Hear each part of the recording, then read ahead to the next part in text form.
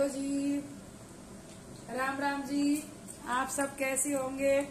आशा करते हैं आप लोग भी ठीक होंगे। आप सभी का स्वागत है हमारे आभा शुक्ला कीर्तन मंडली चैनल पे। और मेरी प्यारी प्यारी बहनों, प्यारे प्यारे भाइयों, ज्यादा से ज्यादा ब्लॉग देखा करो और कमेंट और लाइक और जो भी हमारी कमियां हुआ करें उन्हें लिख दिया करो। तो बहन, आज दिन है बृहस्पतिवार का। सुबह का वही रूटीन पूजा पाठ करके फिर मैं सो गई थी ऊपर जाके। तो आज मटर लाई, वो भी नहीं छिल पाई और खाना भी नहीं बना। खाना न बनने के कारण फिर हमने हलवा गरम करा। वैसे ही हमारी दो सहेली आ गई, फिर हम 2-3 घंटे उनसे बात करते रहे। फिर भूख लगी बहुत तेज, तो पकौड़े बनाए। आओ आप सब लोग भी पकौड़ी खाओ और कमेंट में बताओ कैसा स्वाद है पकौड़ियाँ का। पकौड़ियाँ इसलिए बनी, रोटी रोटी रोटी, रोजाना रोटी खा खा के भी आदमी परेशान हो जाता है, तो इसलिए पकौड़ी बनाई और चाय बनाई। फिर उसके बाद में हम लोग ये बनाएंगे खिचड़ी। ये आलू प्याज कटे रखे हैं, मटर और ये चावल रखे हैं भीगे हुए। बेटा आएगा तो मैं बनाऊंगी उसके लिए। वही बातचीत करते रहे, बातचीत करने पे ही बड़े बेटे की याद आ गई तो मैं रोने लगी। मुझे अच्छा नहीं लगता कि वो ज्यादा दिन तक मेरे घर में नहीं आता, लेकिन नौकरियां इतनी मजबूर होती है कि बच्चे खुद मजबूर हो जाते हैं। और वो तो नहीं आया बेचारा, चलो उसके बच्चे उसके साथ रहते हैं, और मेरे पति भी तो नहीं आए 1 महीने से। तो कभी कभी तो ऐसा लगता है कि इस घर में कोई नहीं है, छोड़ के चले जाओ। और मन उब जाता है तो छत पर जाके लेट जाती हूँ। और मेरे दरोगा जी अगर मेरी बात सुन रहे हो तो मेरी फीलिंग को समझे कि मैं कितनी परेशान हूँ। आने की कोशिश करो, ऐसो से कहो एक बार घर में घूम के जाओ, क्योंकि घर बिल्कुल अच्छा नहीं लग रहा। जब आप आओगे ना तो ये पूरा घर, पूरा परिवार एक बैटरी की तरह चार्ज हो जाएगा। जब आप नहीं आओगे तो घर भी सूना लगता है, क्योंकि पति तो परमेश्वर होता है, भगवान होता है। उसके बिना तो दुनिया में कोई चीज नहीं है, चाहे कितनी भी अच्छी चीज क्यों ना हो। और फिर दूसरे मेरे नाती पोते भी यहाँ नहीं रहते हैं, और इतना बड़ा घर बना पड़ा है। मजबूरियां हैं उनकी भी, नौकरी के लिए बच्चे यहाँ नहीं रहते हैं।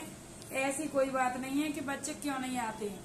आप लोग सोचोगे कि आबा के बच्चे नाराज हैं, नहीं, उनकी नौकरी है इसलिए बच्चे नहीं आ पाते हैं। और माँ का ममता तो इतनी बुरी होती है कि मुझे पता भी है, ये बात मुझे पता भी है कि नौकरी के बिना कुछ नहीं है, लेकिन मैं फिर भी परेशान होती हूँ अपने बेटे के लिए।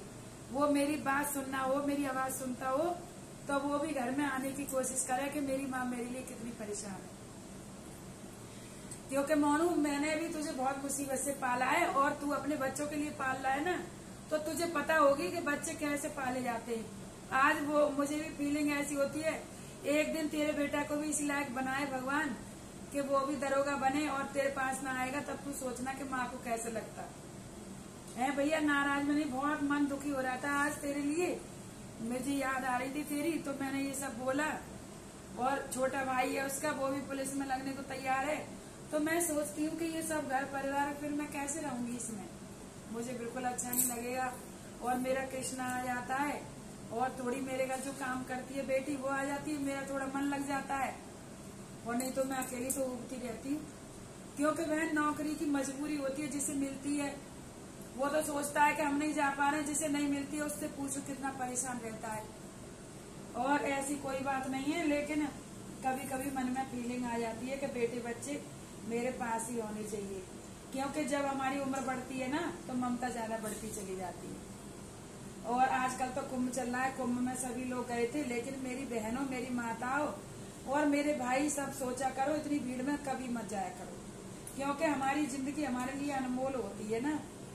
और यही जिंदगी हमारी कहीं दूसरे देश में जाके अगर हमारी जान चली जाए तो हमारे बच्चों को, हमारे परिवार को कितना बड़ा दुख होता है।